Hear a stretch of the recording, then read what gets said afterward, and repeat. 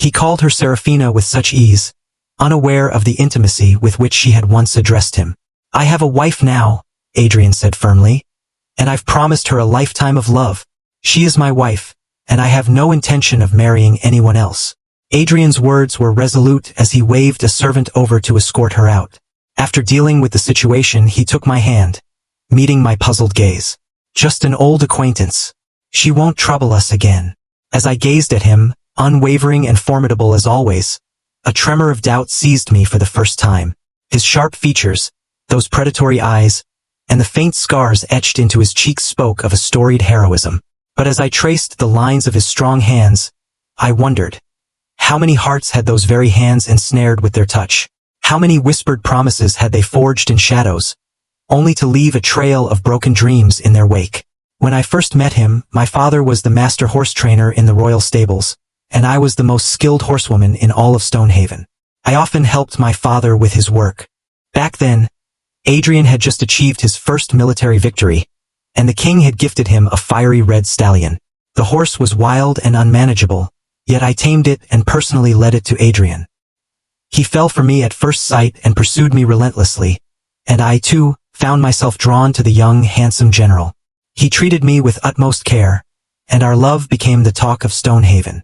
Rumors spread that, if one must marry, let it be to Sir Adrian Stone, and if one must be a wife, let it be like Lady Alara. My thoughts snapped back to the present, and I found myself gazing at him, his face eerily unchanged from 3 years ago. I lowered my eyes, struggling to steady my voice. "That woman's feelings for you?" I said, my tone laced with tension. "Seems so deep and sincere. It's almost impossible to believe she was merely a passing acquaintance."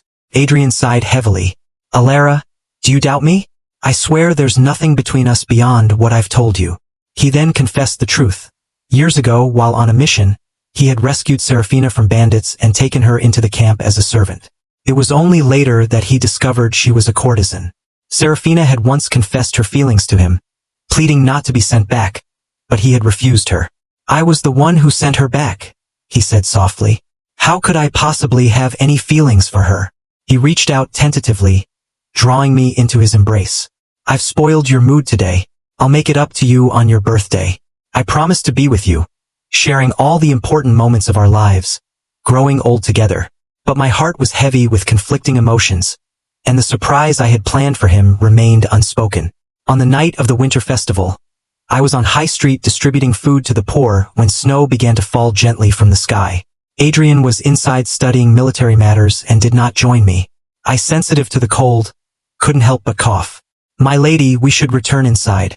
You're not strong enough to endure this weather," my maid Liana urged, wrapping my cloak more tightly around me. "No need," I replied, glancing back only to see a woman covered in wounds, kneeling in the snow. It was Seraphina Dewhurst, the same woman who had disrupted our wedding banquet. She knelt silently before our gate, and then, without warning, she drew a dagger and slashed her wrist. The blood that seeped into the snow was stark against the white, making her frail figure appear even more pitiful. Before long, I saw Adrian rush out like an arrow from a bow, scooping her up in his arms.